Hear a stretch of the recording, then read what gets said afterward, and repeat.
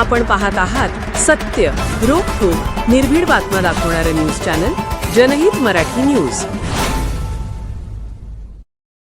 सोनीजवळ येथील यात्रेच्या कार्यक्रमात 2 तरुणास मारहाण, 12 जणांविरुद्ध पोलिसात गुन्हा दाखल।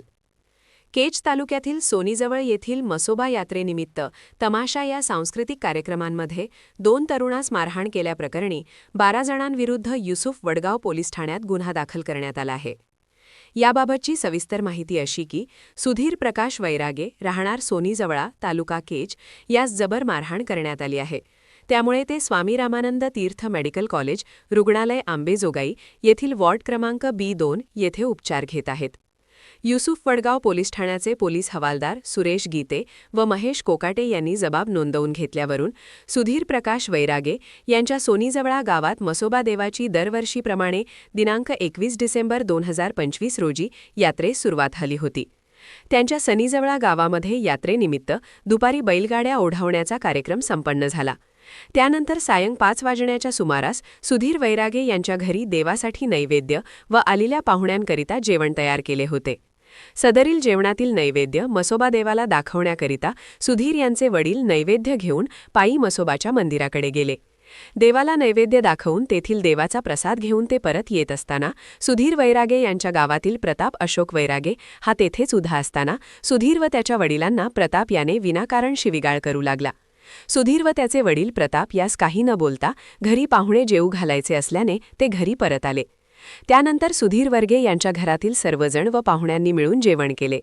त्यानंतर रात्री 9 वाजण्याच्या सुमारास मसोबा मंदिराच्या समोर उर्दू शाळेच्या समोर असलेल्या मोकळ्या जागेमध्ये सांस्कृतिक कार्यक्रम असल्याने तो कार्यक्रम पाहण्याकरिता सुधीर वैरागे व त्यांचा मेहुणा अजय अण्णासाहेब कांबळे राकेज हे दोघेजण कार्यक्रमाच्या ठिकाणी गेले होते।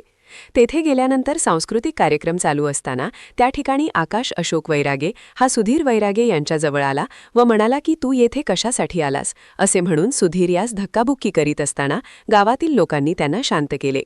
थोड्या वेळाने सुधीर वैरागे हे कलाकारांना बक्षीस म्हणून पैसे देण्याकरिता स्टेजवर गेले असता अचानक पाठीमागून त्यांच्या गावातील अशोक निवृत्ती वैरागे, राजू निवृत्ती वैरागे, वसंत निवृत्ती वैरागे, कृष्णा शंकर वैरागे, प्रभू मस्सा वैरागे, विशाल प्रभू वैरागे, प्रताप अशोक वैरागे, आकाश अशोक वैरागे, सचिन साहेबराव वैरागे, गणेश साहेबराव वैरागे, शंकर मस्सा वैरागे, शौर्या उत्तरेश्वर लोंढे रासोनी जवळा हे सर्वजण अचानक आले व त्यांच्यापैकी आकाश वैरागे यांनी सुधीर वैरागे यांना लाथाबुक्क्यांनी मारहाण करण्यास सुरुवात केली।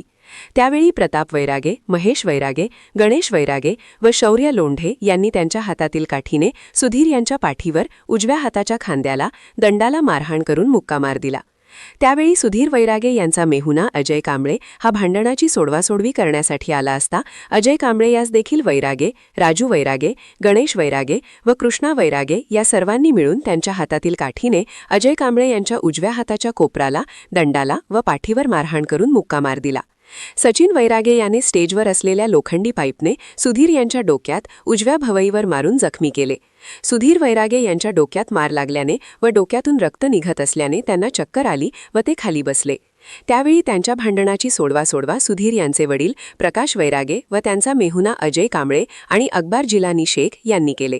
सुधीर वैरागे यांना उपचाराकरिता मोटरसायकलवरून केज येथील उपजिल्हा रुग्णालयात येथे घेऊन गेले। तेथे डॉक्टरांनी प्राथमिक उपचार करून पुढील उपचारासाठी स्वामी रामानंद तीर्थ मेडिकल रुग्णालय अंबाजोगाई येथे पाठवण्यात आले। सध्या आंबेजोगाई येथील स्वामी रामानंद तीर्थ रुग्णालय येथे त्यांच्यावर उपचार चालू आहेत।